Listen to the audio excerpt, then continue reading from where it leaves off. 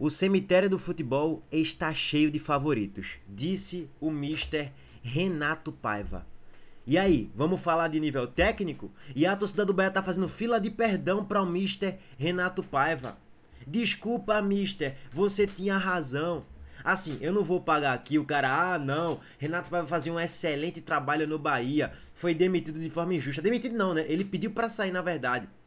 Mas estava fazendo um bom trabalho e tinha perspectiva, não. O trabalho dele no Bahia tava ruim. O Bahia tava brigando ali para não cair. Mas eu acho que a torcida do Bahia pesava muito nas críticas, mais do que deveria.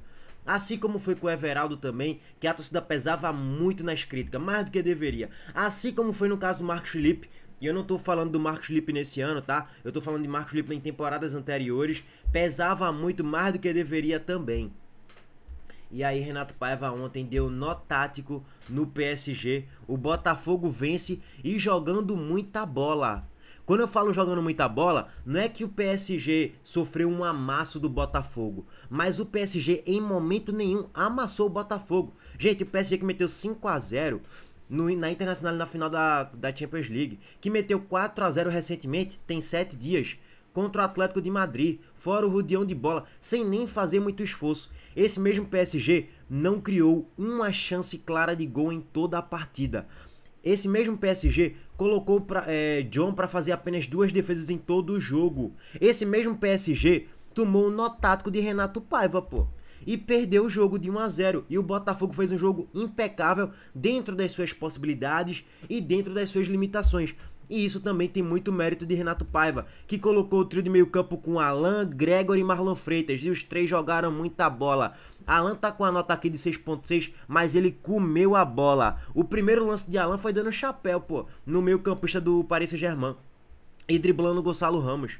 E depois foi só aço, madeira, aço e pau. Alexander Barbosa jogando muita bola, um dos melhores em campo ontem também. Gregory, ex-Bahia, também jogando muita bola ontem. E tomou um cartão amarelo injusto, que a arbitragem estava beneficiando o Paris Saint-Germain em todo o jogo. Então assim, o jogo que o Botafogo fez ontem contra o Paris Saint-Germain é pra aplaudir de pé, irmão. O jogo foi sensacional. Normalmente quando um brasileiro vai jogar contra o europeu em Mundial de Clubes, às vezes até ganha uma vez a cada 10, 15 anos, mas ganha tomando amasso. A última vitória foi do Corinthians contra o Chelsea, no Mundial de Clubes de 2013. 2014, na verdade. 2012, na verdade. Só que o Corinthians tomou um amasso do Chelsea o jogo todo, achou um gol e venceu o jogo. Normalmente é isso, um sul-americano quando pega um clube europeu. Só que nesse formato do Mundial de Clubes, no jogo, só para pegar o contexto da temporada, os brasileiros estão num momento melhor fisicamente do que normalmente estavam jogando ali em dezembro.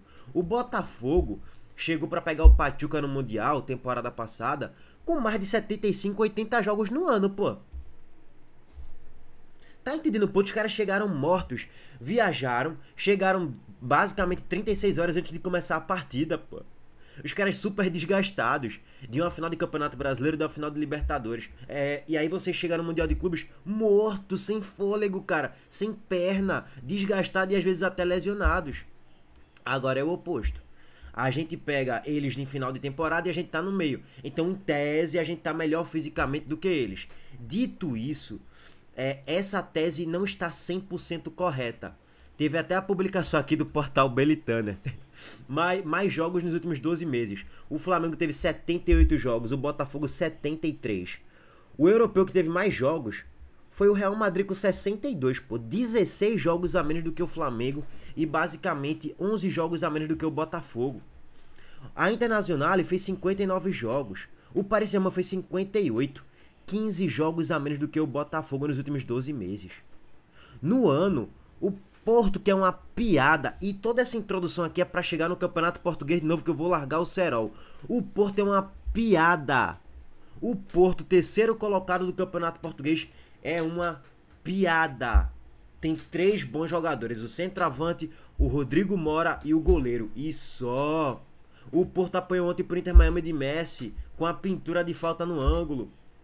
O Inter Miami, que é a coluna de férias de Messi, com Mascherano de treinador, Jordi Alba no banco de reservas, Busquets e Suárez. É a colônia de férias de Messi. E Messi basicamente nem mais naquele pique de Messi, no auge de 5, 6, 10 anos atrás.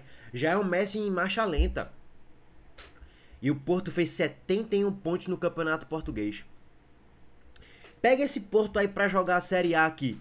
O Porto briga pra não cair, meus amigos. E vai ter gente aqui falando, não, que é isso? Tá na Europa, os europeus daqui a pouco vão aparecer. O Porto brigaria para não cair para a Série B. Se é que não cairia, o Porto teria dificuldade, esse Porto aí, teria dificuldade para fazer 45 pontos. O Bahia atropelaria esse Porto na Fonte Nova. Eu falei isso lá atrás, 3, 4 dias atrás. Não, que é isso? Você tá maluco? O Bahia atropela esse Porto aí. Eu tô colocando o Bahia porque é o melhor ponto de referência dos nordestinos, né? Que é o maior ponto de cobertura aqui no canal. Atropelo, meu amigo. O Sport de Nilson Moreira de 2023 não perde para esse Porto. O Vitória da reta final do ano passado no Barradão não perde para esse Porto. Não perde, cara. E você bota o Sport, o Ceará no Castelão. O Ceará no Castelão não perde pro Porto. E eu tô falando Ceará do ano passado, tá? Da reta final da Série B. Ailon, Eric Puga, Saulo Mineiro, Mugni, Lourenço e Richardson. Richard no gol. Ou Bruno Ferreira, no caso. O Ceará, Matheus Bueno na lateral esquerda. O Ceará não ano passado, no Castelão, não perde para esse Porto. Pois bem, o Campeonato Português, com todo respeito, é um lixo. Como a gente cansa de falar, tem 3, 4 times ali decentes. A média daí para baixo, os outros 14, 15 times do Campeonato Português, é uma piada. São ridículos. Por isso que quando alguém especula algum jogador do futebol português, eu falo, cara, olha o nível de futebol português, gente, é horrível. E mais uma vez, para pegar o panorama geral daquela comparação de Brasil versus Europa. Cara, o grande ponto, mais uma vez, desse Mundial não é pra falar que o Bahia ia pra Champions League, na Premier League, jogando Premier League seria o 4º colocado, não, pô. O ponto não é esse. Nem que o Flamengo seria campeão da Premier League ou o Botafogo seria campeão da Premier League. O ponto é a disparidade dos melhores ou da média do que tem de bom aqui do Brasil, de segunda e primeira prateleira do futebol brasileiro, briga sim com a segunda e terceira prateleira do futebol europeu.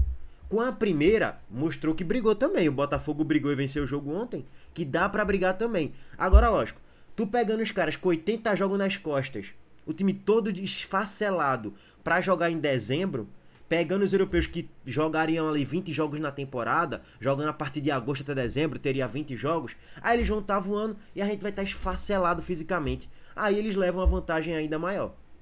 Porque tem mais investimento, eles arrancam as nossas joias daqui. Os caras com 16, 17 anos já são vendidos pra lá. Então eles vão ter mais talento lá por causa da grana.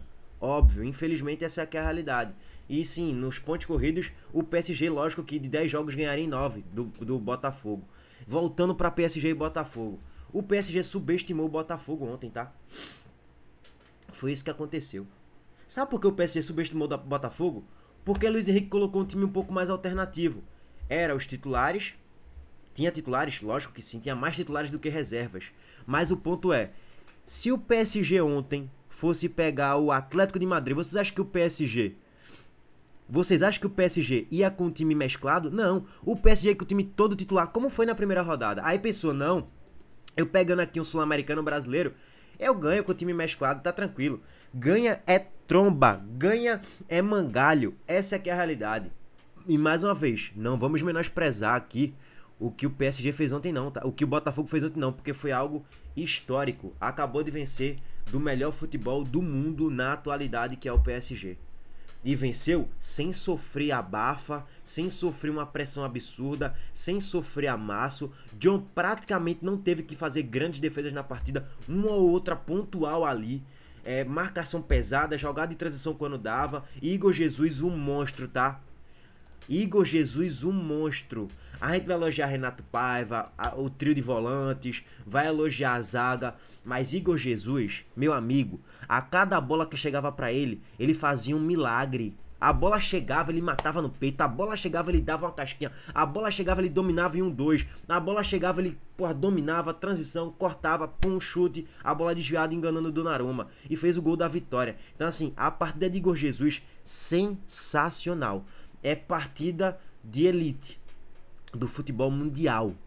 É partida de quem tem que ser convocado para a Copa do Mundo. Igor Jesus já merece desde a metade do ano passado. Eu falava desse moleque. Quando ele jogou contra o Bahia, eu falei, cara, esse aí vai para a seleção logo logo, porque esse moleque joga muita bola. Eu falei, se ele continuar jogando essa bola, ele vai ser convocado. 2 meses depois ele estava convocado.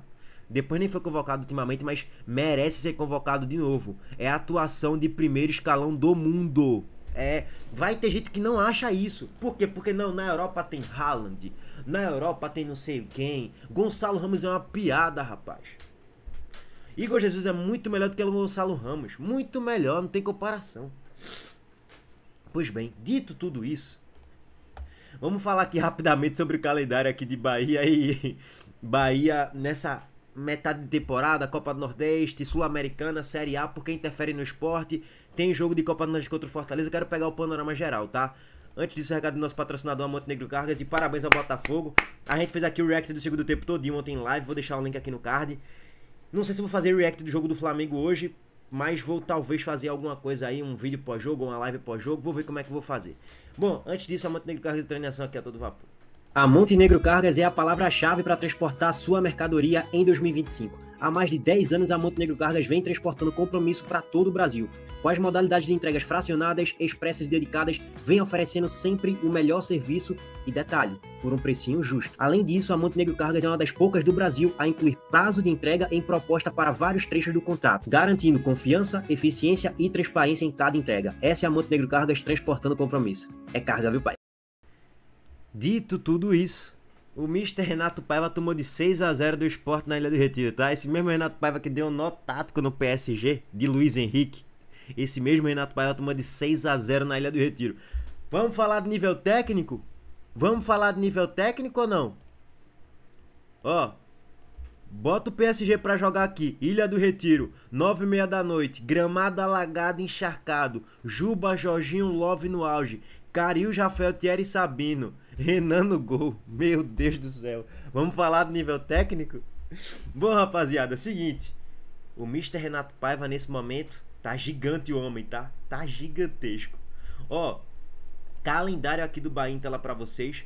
O Bahia enfrenta, depois dessa parada do Super Mundial, vai enfrentar o Fortaleza. Se bem que o Super Mundial vai parar dia 13, né? 12 de julho, não lembro. Não, 12 de julho não, acho que é... Não lembro agora a data exata, mas dane-se também. O Bahia pega o Fortaleza nas quartas de final da Copa do Nordeste no dia 9 de julho. Aí beleza, a gente já passou aqui a análise da Copa do Nordeste. O ponto é, dia 12 tem o Atlético Mineiro na Fonte Nova de novo.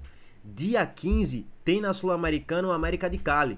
Beleza, aí o jogo contra o Internacional foi adiado. O Bahia vai para 3 jogos na Fonte Nova. Fortaleza, Copa do Nordeste, Atlético Mineiro pela Série A e América de Cali pela Conmebol Sul-Americana. Beleza. Aí dia 19 tem o jogo contra o Fortaleza no Castelão. Vai ter um jogo aqui pela Copa do Nordeste. Pode ter aqui vai ter uma revanche aqui de quem eu não sei exatamente. De Bahia e Fortaleza de novo agora no Castelão pela Série A. Aí tem o jogo da volta na Sul-Americana dia 22. O calendário do Bahia tá abarrotado, irmão. É um jogo a cada 3 dias.